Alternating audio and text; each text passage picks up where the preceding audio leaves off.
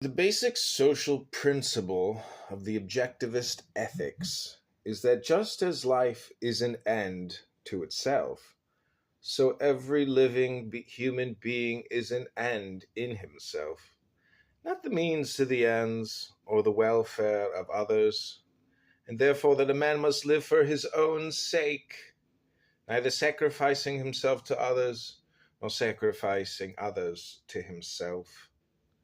To live for his own sake means that the achievement of his own happiness is man's highest moral purpose.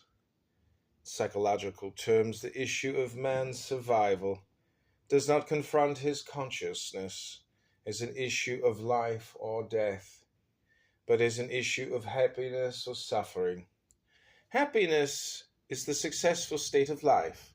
Suffering is the warning signal of failure, of death, just as the pleasure-pain mechanism of man's body is an automatic indicator of his body's welfare or injury, a barometer of its basic alternative, life or death. So the emotional mechanism of man's consciousness is geared to perform the same function as a barometer that registers the same alternative by means of two basic emotions, joy or suffering. Emotions are the automatic results of man's value judgments integrated by his subconscious. Emotions are estimates of that which furthers man's values or threatens them, that which is for him or against him, lightning calculators giving him the sum of his profit or loss.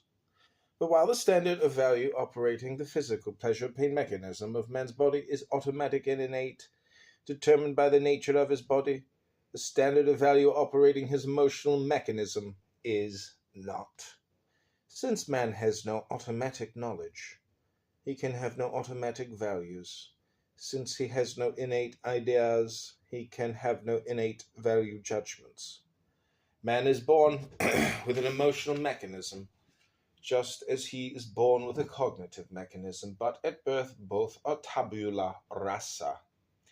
It is man's cognitive faculty, his mind, that determines the content of both. Man's emotional mechanism is like an electronic computer, which his mind has to program, and the programming consists of the values his mind chooses.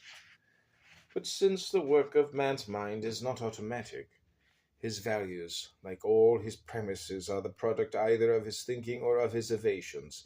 Man chooses his values by a conscious process of thought or accepts them by default.